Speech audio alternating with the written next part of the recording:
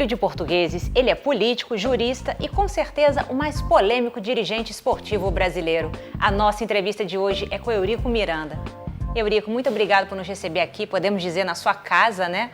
O senhor jogava bola quando era criança? O brasileiro normalmente recebe de presente uma bola. Mas nunca fui bom jogador, não. Jogador não fui, não, mas joguei bola. Joguei minhas peladinhas. Por que na época da faculdade o senhor escolheu a fisioterapia?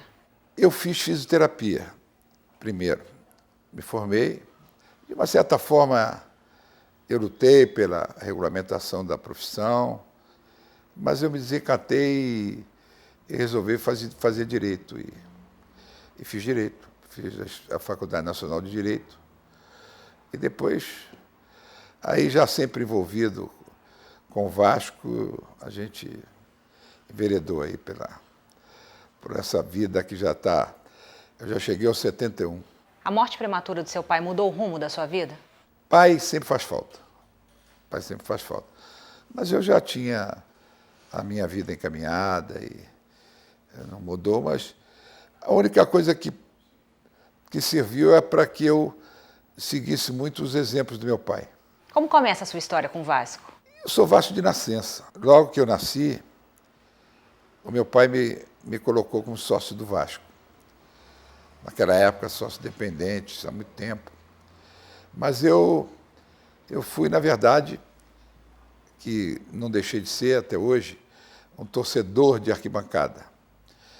E aí, envolvido, torcendo na arquibancada, eu com 21 anos, me trouxeram para a vida política do Vasco. E aí eu entrei na vida política no Vasco, já estou há 50 anos na vida política do Vasco e consequentemente, na vida administrativa do Vasco. O senhor acha que quando interviu na contratação do Roberto Dinamite, que ia assinar com o Flamengo, isso te trouxe credibilidade junto à torcida vascaína? A minha trajetória no Vasco não foi por causa do Roberto Dinamite, teve outros, porque quando o Roberto Dinamite veio aqui para o Vasco, eu já era dirigente. Então, eu acho que o que marcou e marca muito a minha passagem no Vasco é a minha defesa intransigente dos direitos do Vasco, né? Daquilo que o Vasco representa para a sociedade. A minha ligação, por exemplo, com a Câmara, fui deputado por 2 mandatos, com uma expressiva votação. E a minha campanha eleitoral foi só dirigida ao torcedor do Vasco. Tem uma frase minha, que eu disse lá na Câmara, que o pessoal achou que aquilo entrava até com o negócio de problema de decoro parlamentar, e não sei mais o quê. Eu, na verdade, fui muito menos representante do povo do que representante do Vasco. Mas, ao mesmo tempo, o senhor perde os votos dos flamenguistas, dos botafoguenses, dos tricolores. Você sabe que, politicamente, eu nunca me preocupei com o voto de flamenguista, de botafoguense, fluminense, apesar de eu ter tido voto de alguns. Mas a coisa que eu mais me orgulho, na verdade, não é nem de ser presidente do Vasco, que deveria ser a coisa que mais orgulha um vascaíno vir a ser presidente do Vasco. Eu repito, o que mais me orgulha é ser representante do Vasco. Aonde eu chego,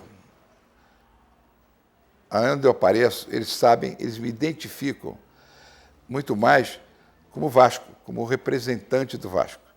E isso é a coisa que eu tenho alguns títulos, para não dizer muitos, mas o título que eu que eu carrego comigo com mais orgulho é de ser representante do Vasco.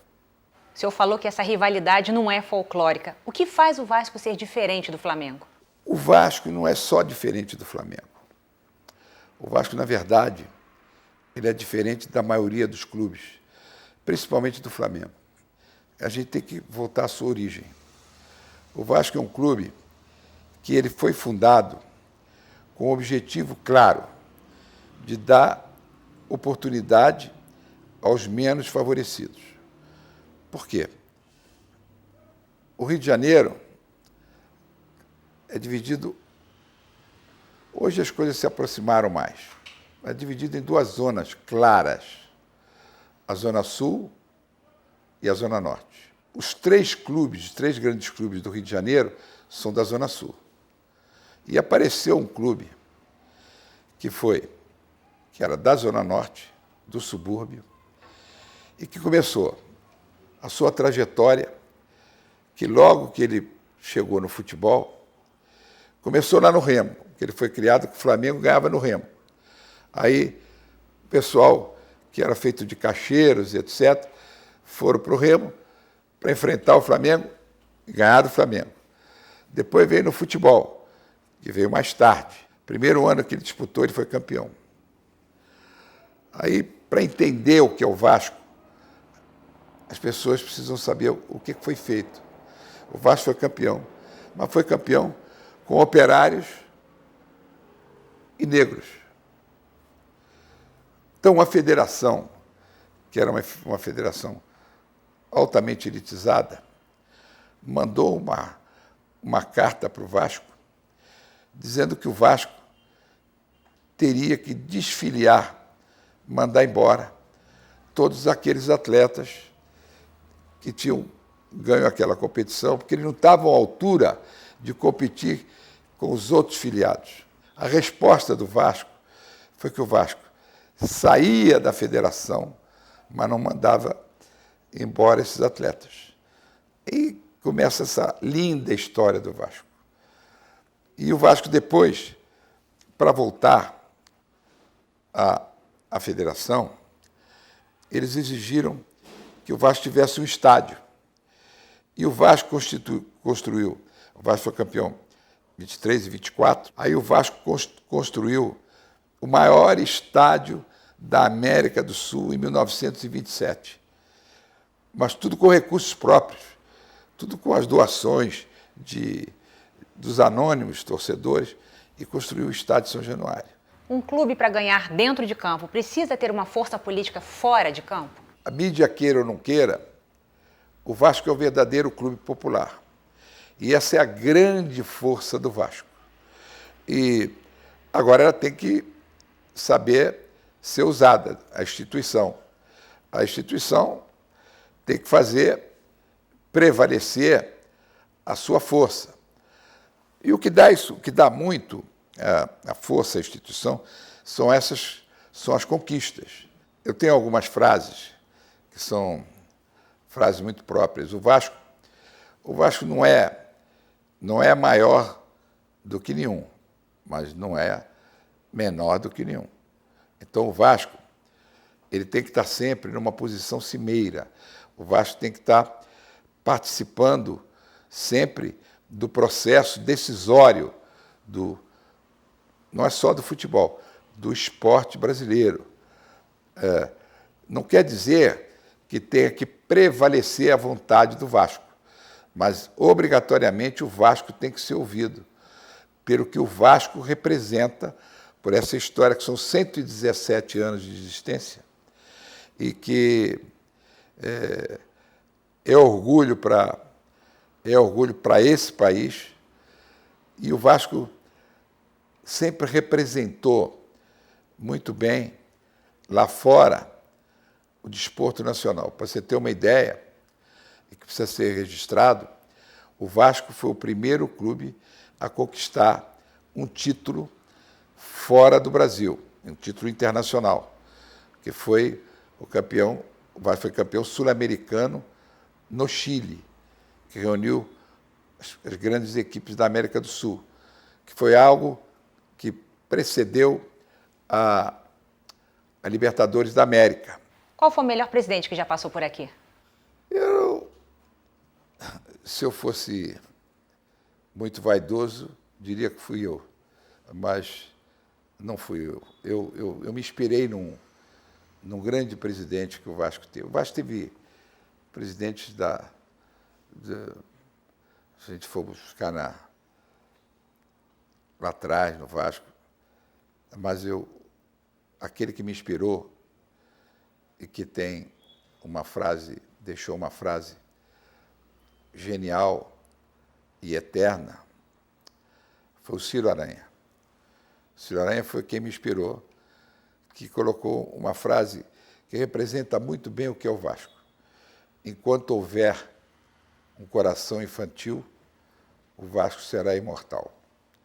Então, isso aí é algo que a gente cultua e faz questão que aconteça.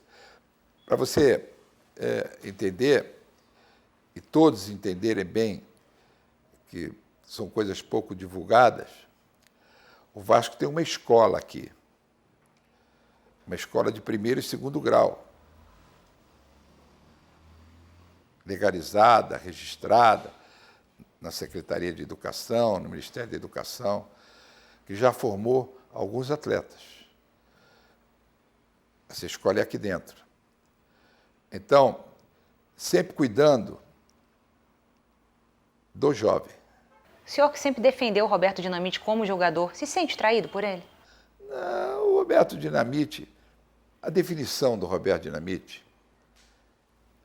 já que você está me forçando a dizer isso, a definição de Roberto Dinamite, ele foi um grande jogador, mas como administrador, zero.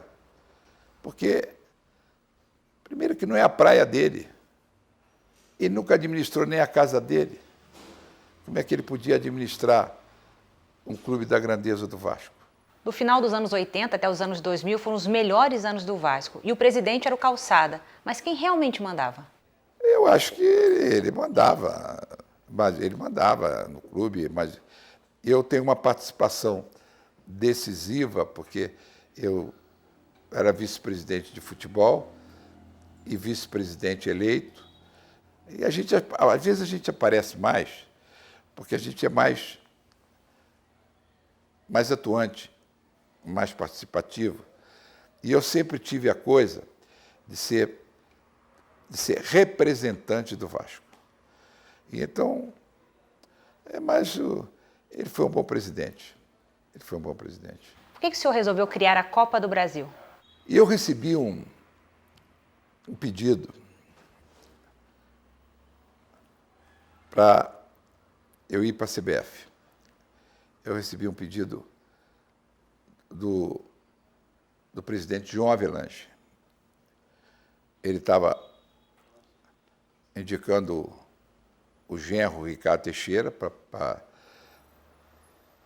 assumir na CBF, e ele me pediu. E eu disse, olha, eu não saio do Vasco, mas posso atender o pedido que você está me fazendo. E passei na CBF,